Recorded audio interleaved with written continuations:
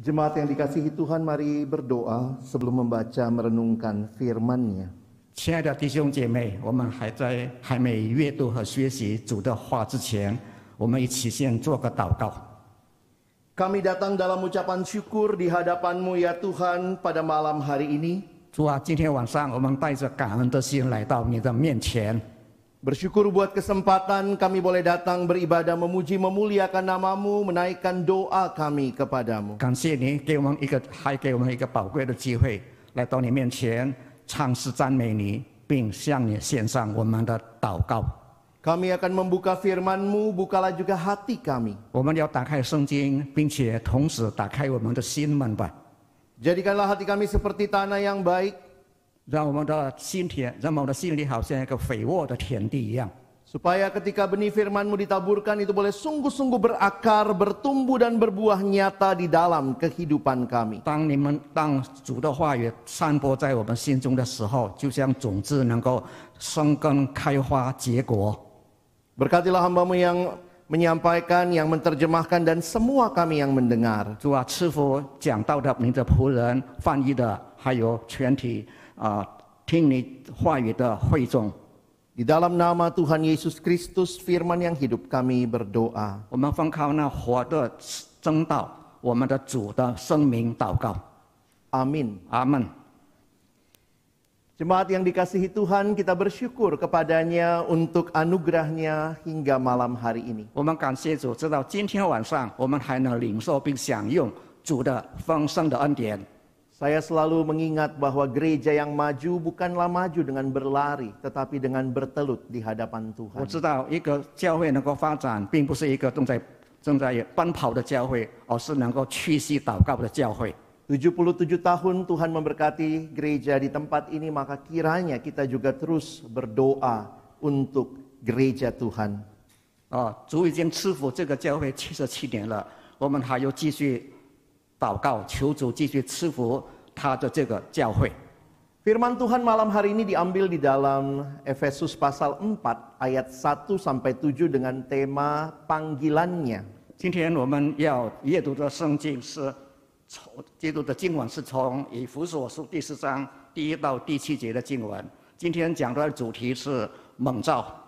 Saya akan membacakan dalam bahasa Indonesia ayat 1 sampai 3 dan kemudian dilanjutkan dalam bahasa Mandarin ayat 4 sampai ayat yang ke-7. 讲员将阅读第1节到第3节的经文，我呢给大家阅读第4到第7节的经文。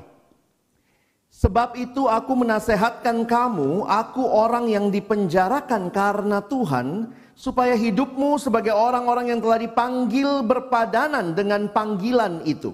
Hendaklah kamu selalu rendah hati, lemah lembut dan sabar. Tunjukkanlah kasihmu dalam hal saling membantu, dan berusahalah memelihara kesatuan roh oleh ikatan damai sejahtera. 我用中文给大家阅读第4到第7节的经文。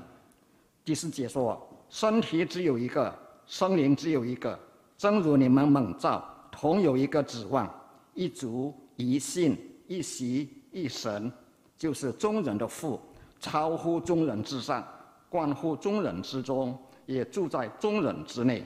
我们个人蒙恩，都是照基督所量给个人的恩赐。” Surat Efesus adalah surat kiriman Rasul Paulus. 以弗所书是使徒保罗写的。 Ada kebiasaan yang Paulus miliki ketika menulis surat, dia membaginya dalam 2 bagian. Ada bagian yang lebih doktrinal, berisi ajaran, dan ada bagian yang isinya praktis, apa yang harus dilakukan. 保罗写信给这个教会的时候，他有一个习惯，他经常把他写的书信分成2个部分，前一部分是有关教育，后一个部分呢是有关这个实际的行动。 Di dalam surat Efesus pasal 1 sampai 3 itu berisi ajaran, doktrin, dan pasal 4 sampai 6 berisi aplikasi apa yang harus dilakukan.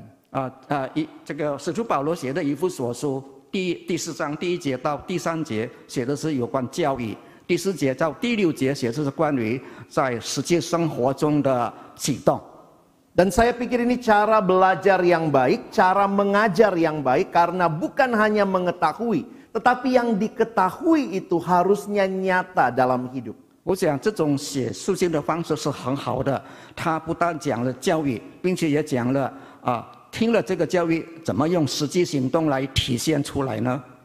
Setiap kita seharusnya bergerak maju dari mempelajari isi Alkitab menjadi orang-orang yang menghidupi firman itu dalam keseharian kita. 我们每个人应该不但能够懂得圣经中所讲的教育，还要在实际日常生活中行出这教育来。 Di dalam kaitan inilah kita akan memahami apa arti panggilan Tuhan. 在这个基础上，我们今天开始学习什么是上帝的呼召。 Kalau saudara mengerti tentang panggilan, maka jangan lupa kalau ada panggilan berarti ada yang memanggil.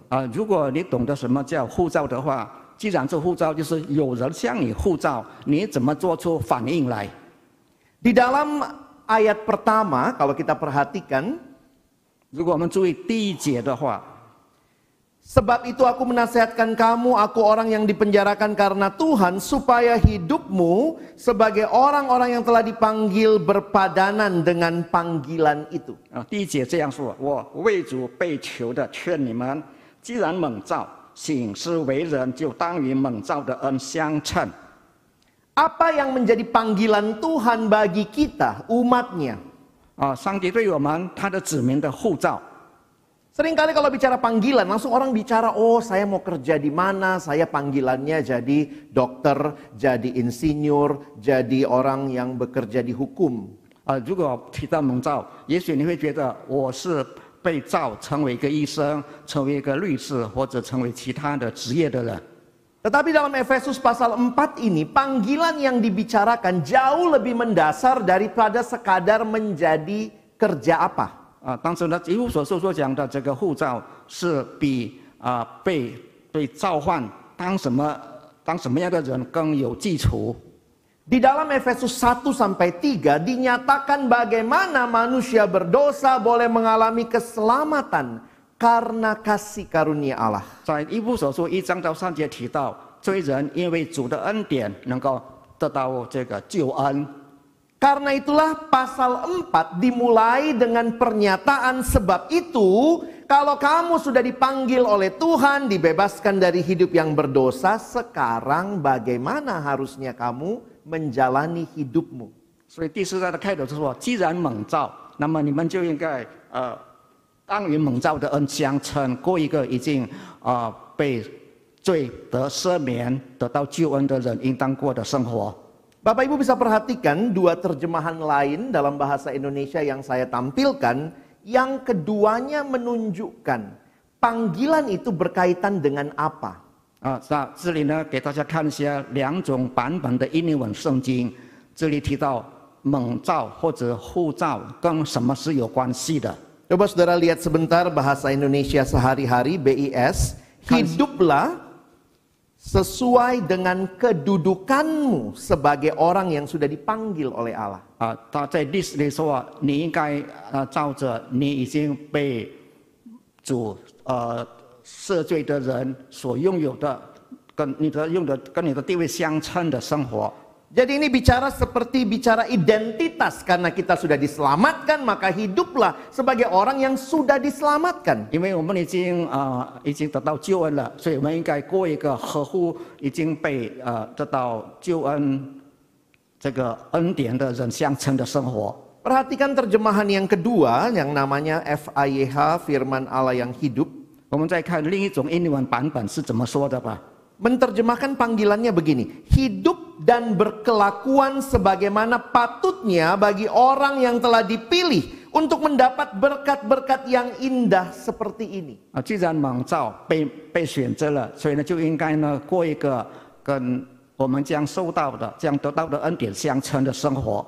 Jadi kalau Bapak Ibu Saudara bicara tentang panggilan yang dimaksud di sini, 所以如果我们提到这里所提的呼召的话， ini adalah panggilan kehidupan keseharian kita. 这呢就关系到我们每天的生活。Dengan mengingat bahwa Tuhan sudah selamatkan kita, Tuhan sudah kuduskan kita, maka kita harusnya hidup seperti itu. 我们既然已经被赦免了，我们已经被是圣洁的人，所以我们的生活行为就当与这个身份相称。 Menarik terjemahan yang FIYH, firman Allah yang hidup, hidup dan berkelakuan. Jadi sebenarnya keseharian kita. 所以呢，这里提到了，因你们圣经讲的行事为人，这就关系到我们每天的生活表现。 Numpang tanya, 请问各位， ada nggak orang tua yang pingin sekali anaknya makin hari makin mirip tetangga? Ada Bapak Ibu? Misalnya papa pulang lihat, aduh anakku hidungmu makin mirip tante di seberang jalan. 比如说爸爸说孩子，你的鼻子跟对面的阿姨的鼻子一样。 Lihat cara bicaramu sudah mirip om yang tinggal di ujung gang. 你的说话的语气跟那个住在对面的叔叔的样子一样。 Orang tua yang normal ingin anaknya mirip mereka. 当然，一个正常的父母希望孩子能够像他们一样。 Saya besuk teman melahirkan, suami istri ini teman di kelompok KTB kami. 我去看一个刚刚生下孩子的父母， Tetap sih yang melahirkan istrinya ya. sana生下孩子的是他的妻子。 Lalu begitu anaknya keluar, pas kami datang anaknya lagi baru selesai menyusu. 当我们到他家门的时候，他那个孩子刚刚喝完了奶。 Lalu mamanya bilang begini, Lex, lihat anakku, mirip saya kan? 他说你看吧，我的孩子是不是像我一样？ Hidungnya hidungku, jidatnya jidat bapaknya. 他的鼻子像我，他的那个额呢像他爸爸的额。 Tiba-tiba bapaknya bilang, Mama, hidungnya yang hidung papa, jidatnya yang jidat mama. 他说哪里？爸爸出来说哪里？他的鼻子是像你的鼻子，他的额头是像我的额头。 Saya belum sempat jawab, mereka sudah berantem, hidung jidat, yang mana yang lebih mirip? 所以呢，我还没回答他的话，他们两个之间呢，就是正在看说孩子到底像谁而争吵不休。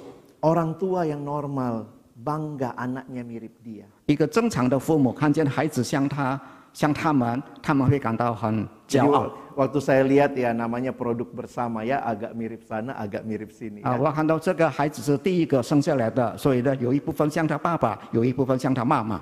Saudara dipanggil jadi anak Tuhan. 各位弟兄姐妹都被上帝呼召为上帝的儿女。 Mirip siapa? 你们的模样像谁呢？ Makin mirip Tuhan? 是不是越来越像主，像上帝？ Coba tanya pasangan suami istri di rumah, apa ada yang bilang, ih suamiku makin kayak Tuhan.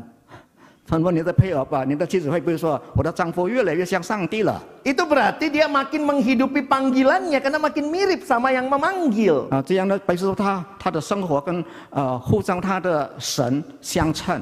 Makanya kalau orang cuma bicara panggilan lalu bicara cuma jadi dokter, jadi insinyur, jadi apa. Bukan itu, Alkitab bicara bahwa kamu dipanggil semakin serupa dengan 所以呢， Kristus. 如果一个人说他被呼召成为医生、成为律师、成为其他的职业，这个不是圣经里所表示的蒙召。上帝呼召我们是要希望我们能够越活越像基督一样。 Kadang-kadang yang jadi susah karena kita hidup di dalam zaman yang rasanya kita sudah lebih ada meme ya, saya coba kutip inilah.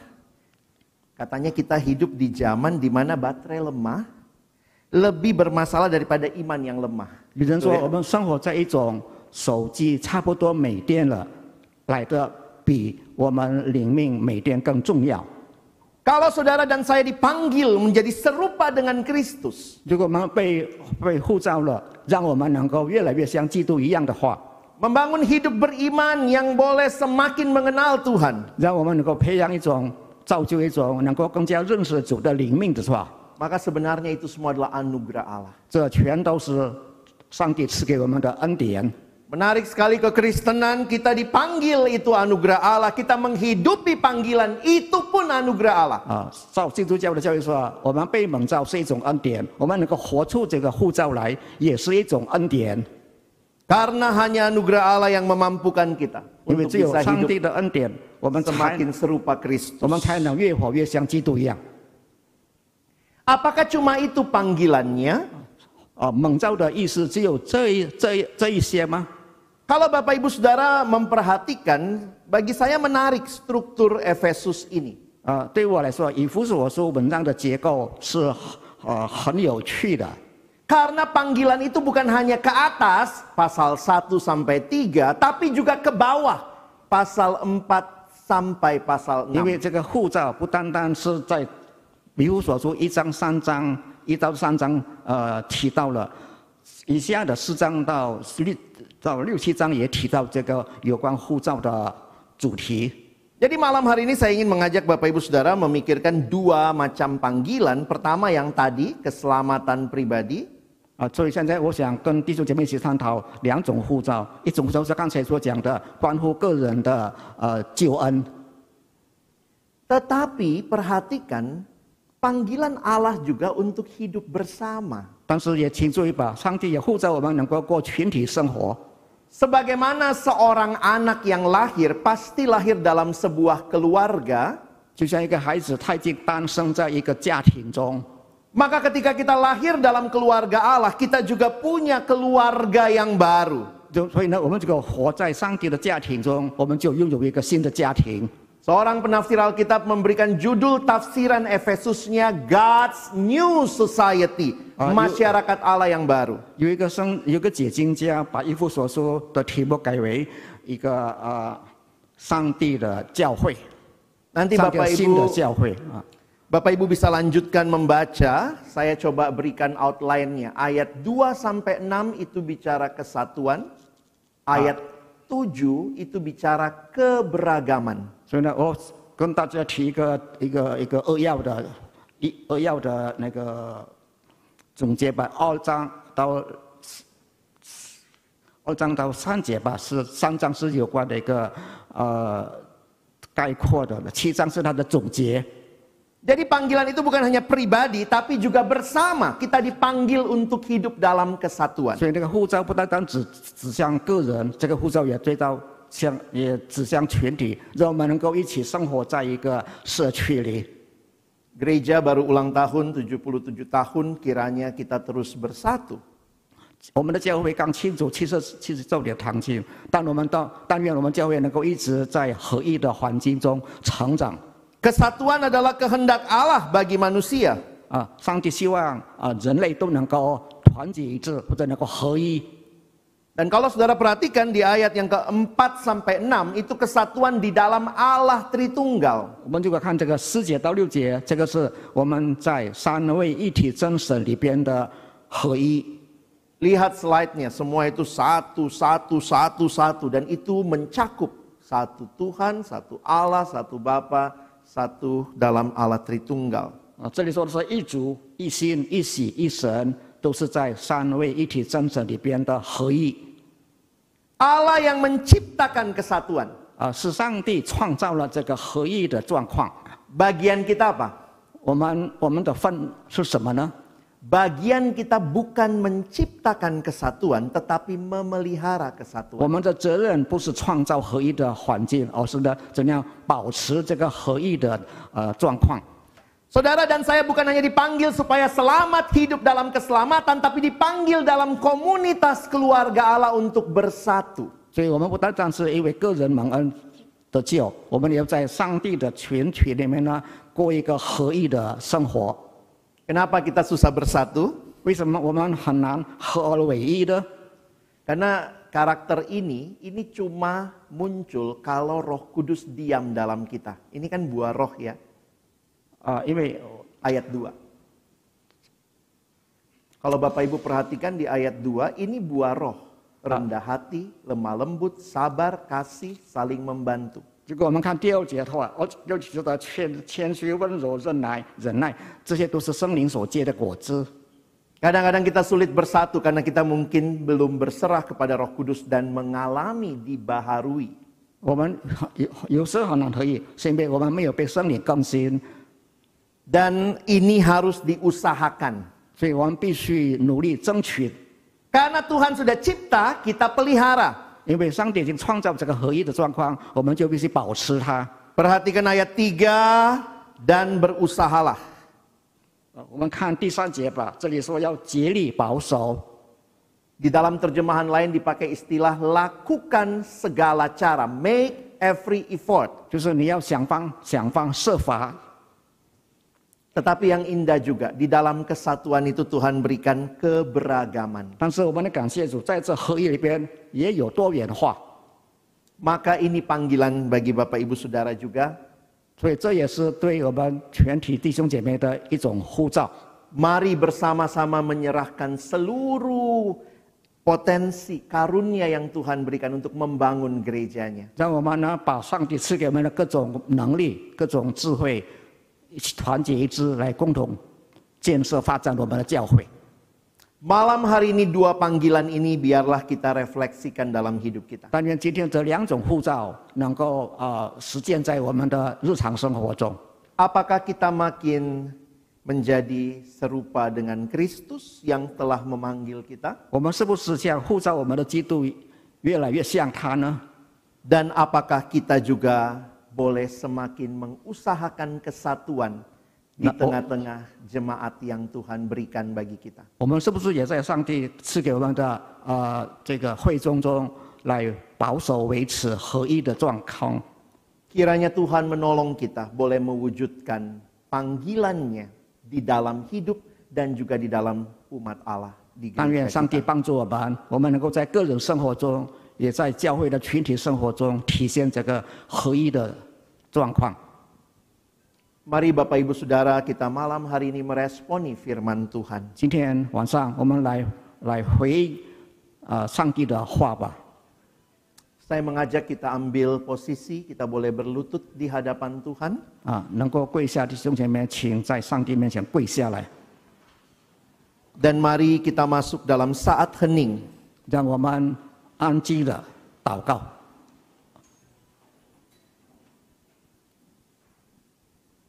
Mari kita ambil waktu ini merefleksikan. 我们来利用这段时间反思、反省我们刚才所听的道。 Malam hari ini apa yang sudah Tuhan katakan kepada Anda? 今天晚上，上帝对你说了什么话呢？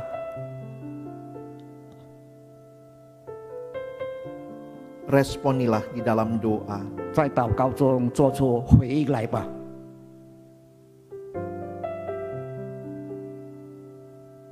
Dan selanjutnya, 接下去呢， apa yang akan Anda katakan kepada Tuhan? 你将对上帝说什么话呢？